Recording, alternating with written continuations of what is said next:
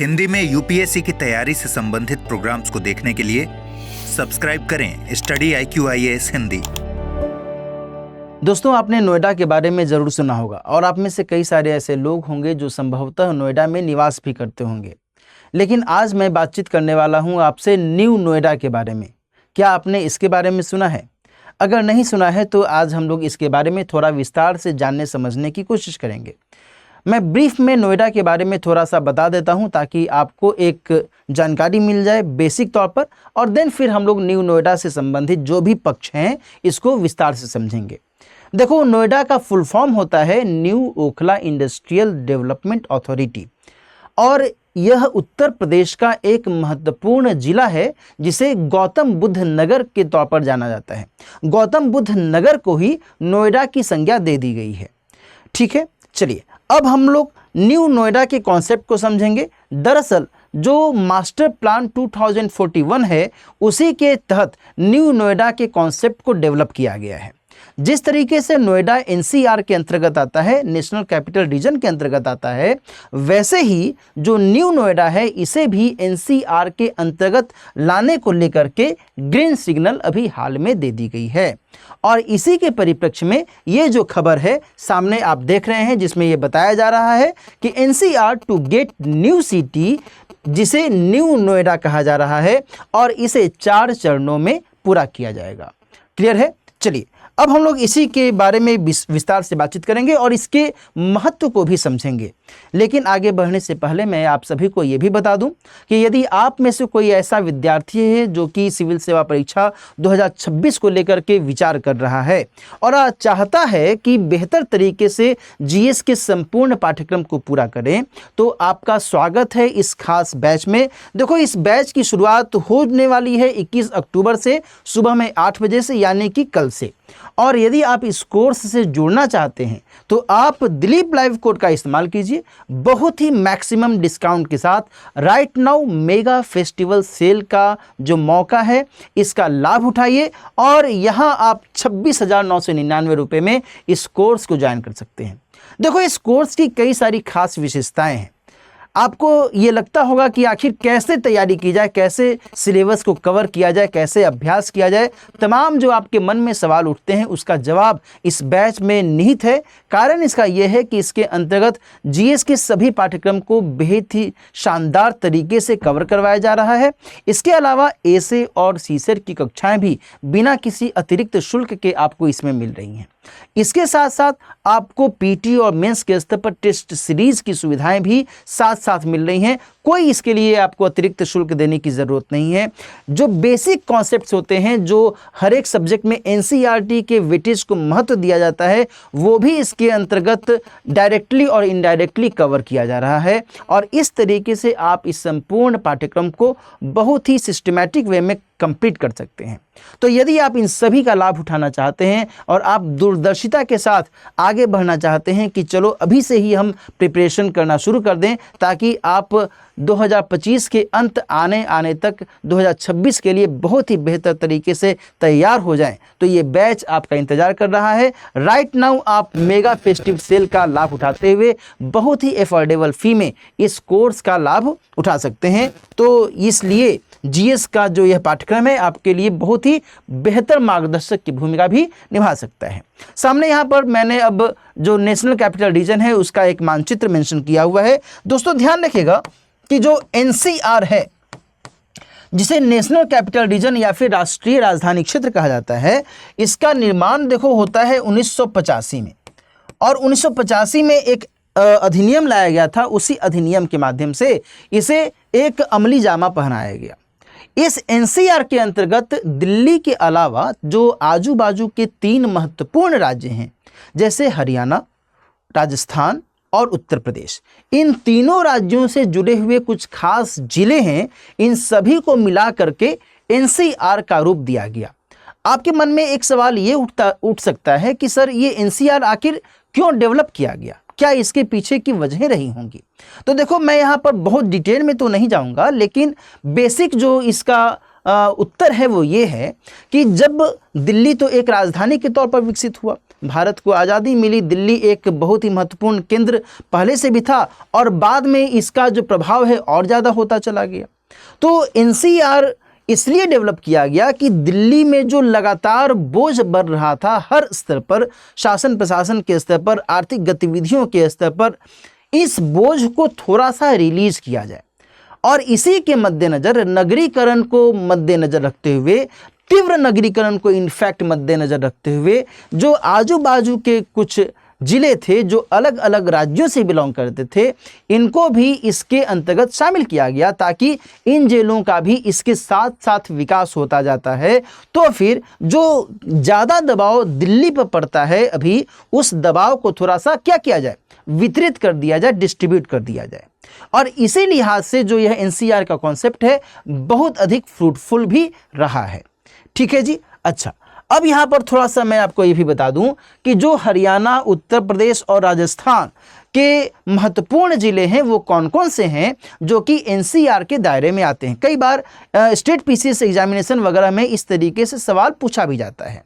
तो यहाँ पर मैंने इसको मेंशन किया हुआ है कि हरियाणा से 14 जिले, उत्तर प्रदेश से 8 और राजस्थान से 2 जिले एनसीआर के अंतर्गत आते हैं।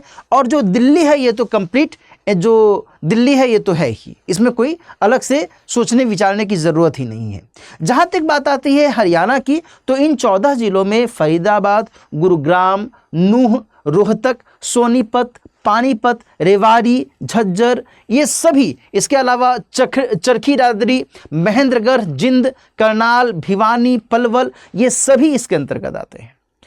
वैसे ही यदि हम उत्तर प्रदेश की बात करें तो मेरठ, गाजियाबाद, गौतम बुद्ध नगर, जिसे हम लोगों ने क्या कहा, नोएडा कहा, है ना। इसके अलावा बुलंदशहर, बागपत, हापुड़, शामली और मुजफ्फरनगर, ये सभी जो हैं इसके अंतर्गत आते हैं। मुजफ्फरपुर नहीं भाई, मुजफ्फरपुर बिहार में है, कोई कंफ्यूज मत हो जाना।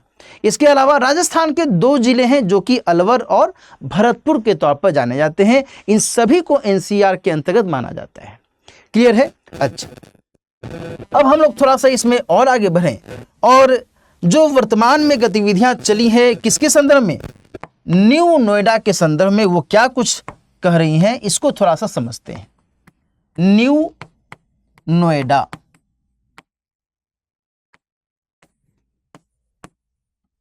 अब देखो न्यू नोएडा का मतलब क्या हुआ, क्या नोएडा को ही विस्तारित किया जाएगा? एक सवाल ये हो सकता है, क्या नोएडा को ही और अधिक व्यापक बनाया जाएगा या फिर इसमें कुछ अन्य बातें जुड़ी हुई हैं? देखो इसमें है क्या कि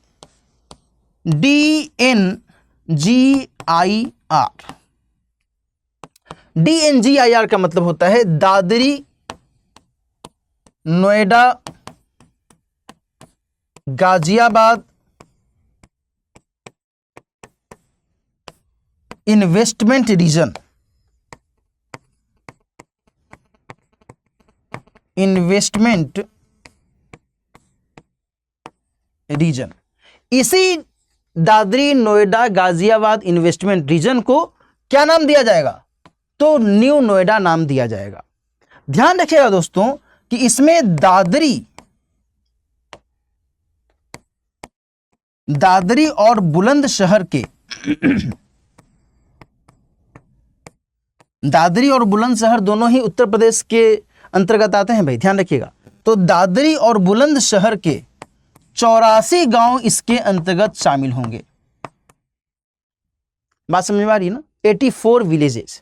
और यहां पर यह भी मैं आपको बता दूं कि इसमें यदि एक अनुमान लगाया जाए जनसंख्या का, तो जनसंख्या लगभग 6 लाख रहने की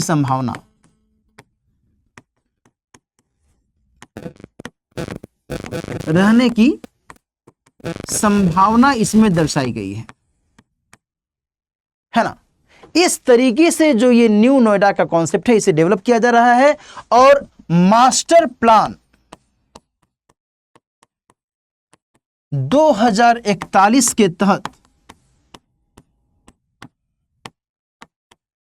4 चरणों में इसका विकास होगा, है ना। जो इसका क्षेत्रफल है बच्चों वो लगभग 209 वर्ग किलोमीटर का रहेगा। 209 वर्ग किलोमीटर का, 209 पॉइंट कुछ कुछ है, तो आप अप्रोक्सीमेटली ये मानकर चलिए। ठीक है जी, ध्यान रखिएगा दोस्तों कि ये जो 4 चरण है किस तरीके से विकसित किए जा रहे हैं।